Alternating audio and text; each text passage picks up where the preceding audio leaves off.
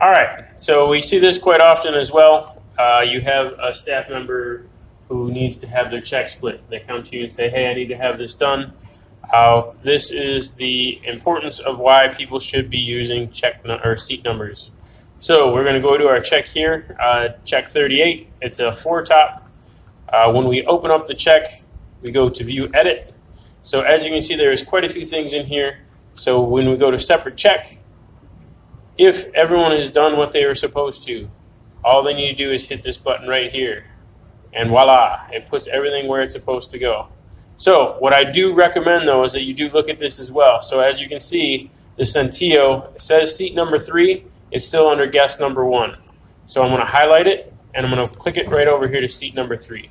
So that has been moved over. So like I said, just really quickly, you want to just check it, view it, make sure that all of these are correct. And then look at this. It has this one right here, which goes here. Now, another thing that you're going to have happen a lot of times is, for instance, we have our 2 appetizers under seat 5, and then we have our 3 bottles of wine under seat 1. So these guests want these split 4 ways because they want to split the cost of those as well.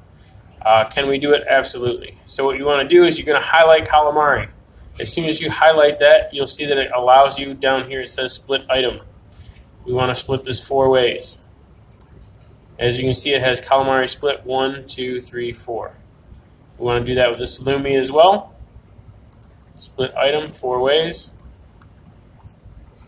Now we're going to highlight the piece, and you're going to put each one of them under the proper heading you have. So I would just use the same number. It makes it easier. Seat 1 goes there, 2 goes here. And let's say that they also say, you know what, the wine can go on its own tab because we are going to be using a corporate card for that. So then we're just going to highlight all 3 bottles that are under seat 1, and we can move them right over here to seat 5.